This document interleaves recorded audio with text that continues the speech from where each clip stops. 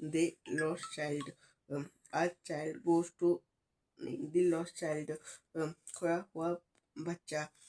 A child goes to a fair with his parents. He is happy and excited and wants the sweets and toys displayed there. But his parents don't buy them for him. Why then does he refuse when he someone else offers them to him? एक बच्चा अपने माता पिता के साथ एक मेले में जाता है।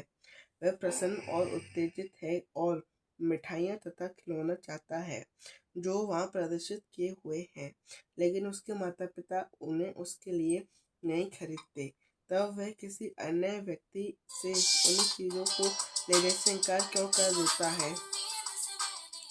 It was the festival of spring. From the wintry shades of narrow lands and Alice emerged a gaily clad humanity. Some walked, some rode on horses, others sat, being carried in bamboo and bullock carts. One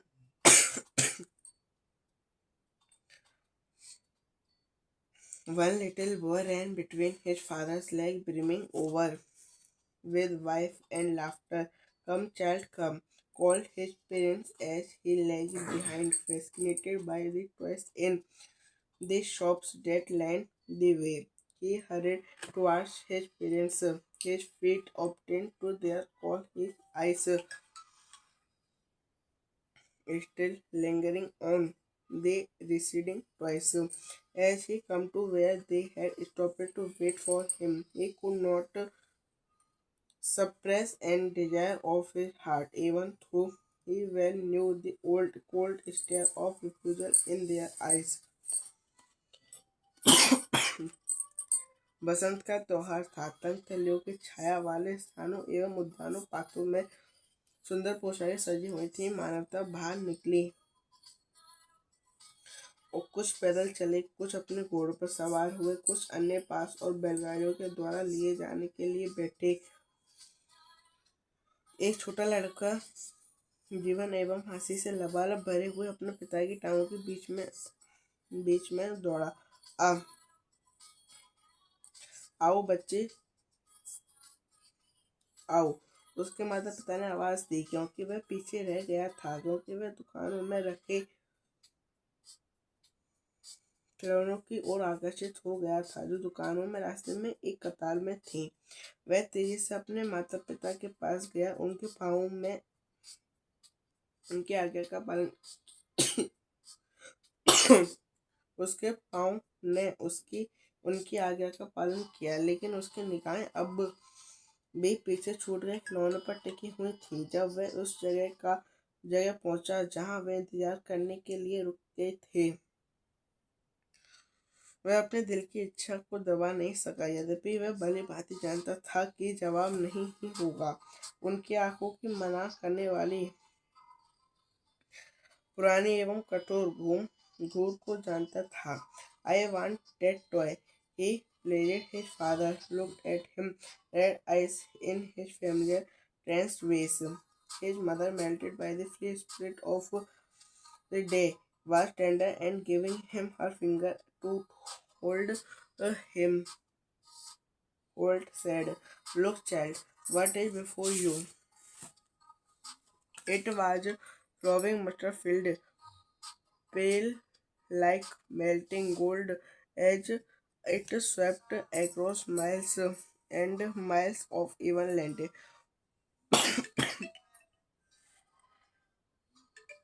उसने दलील दी, मुझे वह खिलौना चाहिए। उसके पिता ने उसकी ओर लाल आंखों से देखा। अपने जाने पहचाने एक क्रूर तरीके से उसकी माँ उस दिन की स्वतंत्र भावना से पिघली हुई कोमल थी, और उसने अपनी उंगली पकड़ने के लिए देते हुए कहा, देखो बच्चे, तुम्हारे सामने क्या है। ये सरसों के फूलों से भरा हुआ खेत था, जो पिघलते हुए सोने की भांति पीले थे और समतल जमीन पर कई मीलों तक फैले हुए थे। A group of dragonflies were bustling about on their gaudy purple wings, intercepting the flight of a lone black bee or butterfly in search of sweetness from the flower. The child followed them in the air with his gaze till one of them would still its wing and rest, and he would try to catch it, but it would go fluttering, flapping up into the air. When he had almost caught in his hand, then his mother gave a cautionary call. Come, child, come. Come on to the footpath. Footpath. He ran toward his parents gaily and walked abreast of them of a wild being, however, soon left behind, attracted by little insects and worms along the footpath that were streaming out from their hiding place to enjoy the sunshine. विशाल मक्खियों का एक समूह अपने चमकीले बैंगनी पंखों पर तेजी से उड़ रहा था। एक अकेली काली मधुमक्खी अथवा तितली का रास्ता काटते हुए फूलों से मिठास की तरह तलाश कर रही थी। बच्चे की दृष्टि उनमें से किसी एक पर जमी हुई थी। जब वह आराम करने के लिए अपने पंखों को स्थिर करती तो वह उसे पकड़ने की कोशिश करता, लेकिन जब वह अपने हाथों में पकड़ने वाला ही होता था तो वह पंखों को फड़फड़ाती हुई उड़ जाती थी। तब उसकी माँ उसे सचेत करते हुए पुकारती, आओ बच्चे आओ, पगडंडी पर आओ। वह अपने माता पिता की ओर खुशी से भागा और थोड़ी देर तक उनके साथ साथ चला, लेकिन फिर रह वह शीघ्र ही पीछे रह गया। कीड़े मकोड़ों की पंक्तियों को देखने के लिए जो धूप सेकने के लिए अपने बिलों से बाहर निकलकर इकट्ठे हो रहे थे। कम child come, his parents called from the shade of a grove where they had seated themselves on the edge of a well. He ran toward them. A shower of young flowers fell upon the child as he entered the grove, and forgetting his parents, he began to gather the raining petals in his hands. But lo, he heard the calling of doves and ran toward his parents, shouting, "The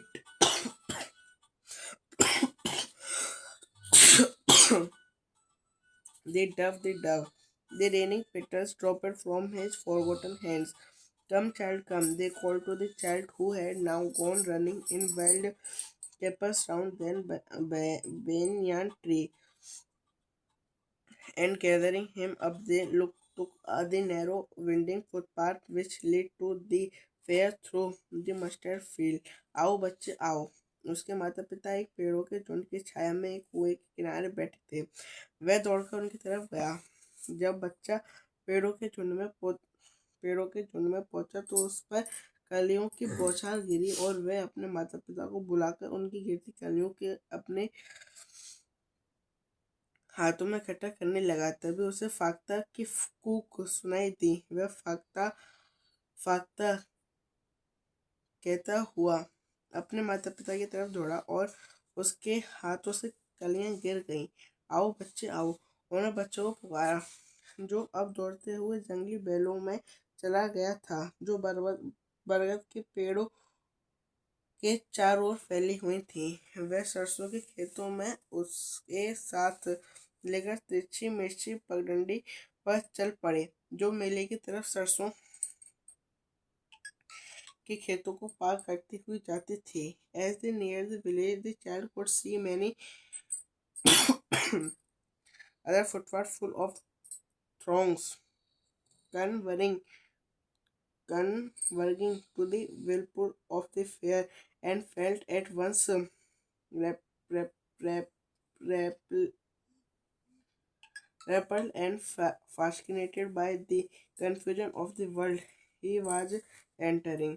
A sweet meat seller hawked gulab gulab jamun, rasgulla, barfi, jalebi at the corner of the entrance, and the crowd pressed round his counter. At the foot of an architecture of many colored sweets decorated with leaf of silver and gold. The child started and open-eyed and his mouth water from the burfi that was his favorite sweet. I want the burfi. He slowly murmured, he he half knew as he begged that his plea would not be heeded because his parents would say he was greedy. So, without waiting for an answer, he moved on. A plover said, "Hogged a garland of Gulmore. The child seemed strangely drawn. He went toward the basket where the flower lay, helped and those flowers because they would say that they were cheap. So without waiting for an answer, he moved on. जब वह गांव के निकट पहुंचे, बच्चे ने भीड़ भरी अनेकों पगडंडियां देखी।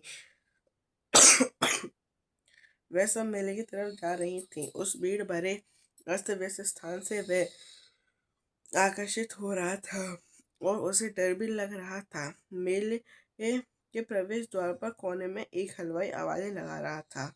गुलाब जामुन, रसगुल्ले, बर्फी, जलेबी, सोने व चांदी के पत्रों से सजी मिठाइयों के ढेर ढेर के चारों ओर लोगों के बीच जमा हो रही थी। बच्चे आंखें फाड़कर देखता रहा और बर्फी को देखकर उसके मुंह में पानी आ गया।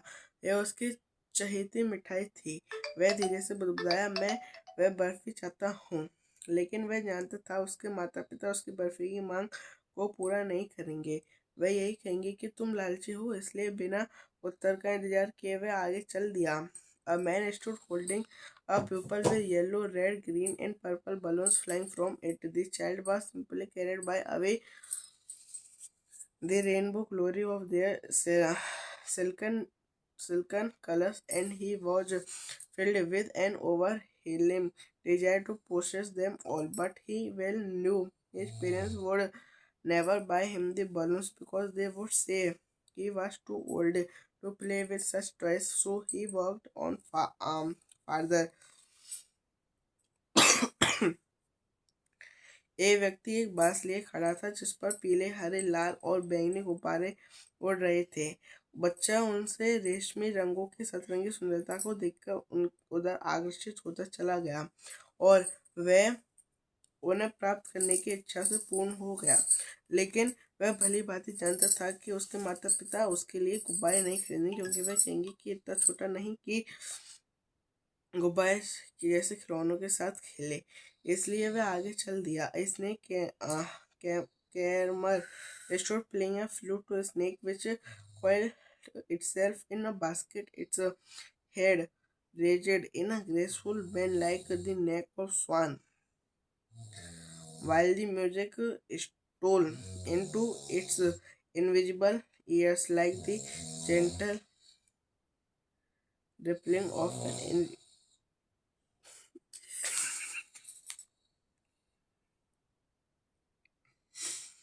invisible waterfall. The child went towards the snake Kramer, but his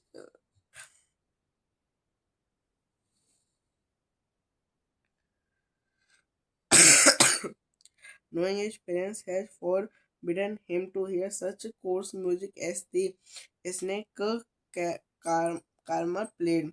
He proceeded farther. एक सपेरा खड़ा बीन बजा रहा था और उसका सांप कुंडली मारकर टोकरी में बैठा था। उसका सिर एक हंस की गर्दन की भांति शान से मुड़ा हुआ था, जबकि बीन का संगीत पानी के झरने की लहरों की तरह धीरे धीरे से इसके आदर्श कानों में पड़ रहा था। बच्चे सपेरे की तरफ गया, लेकिन यह जानते हुए कि माता पिता ने सपेरे के अशिष्ट रोका संगीत सुनने की मना किया हुआ था, वह भी वहां भी नहीं रुका और आगे चल दिया। There was a Round up in full swing, men, women, and children carried away in a very motion, shrieked and cried with dizzy laughter.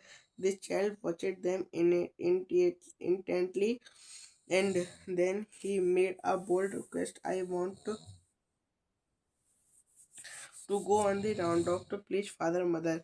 There was no reply. He turned to look his parents. They were not there. Ahead of him, he turned look on other side. They were not there. He looked behind. There was no sign of them. एक झूला पूर्ण गति से घूम रहा था। आदमी, औरत और बच्चे झूले की घुमरे से उच्चेजित होकर चीख रहे थे और ठहाके मार रहे थे। बच्चा उन्हें एकटक देखता रहा और तब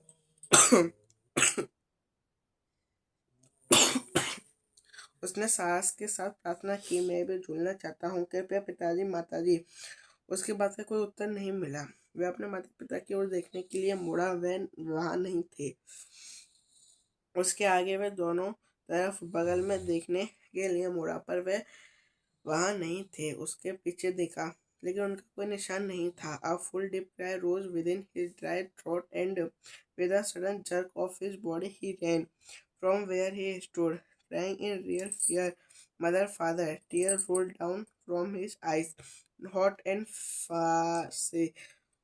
His flushed face was convulsed with fear. Panic-stricken, he ran to one side. चल, कल से 2 घंटा होने चाहिए।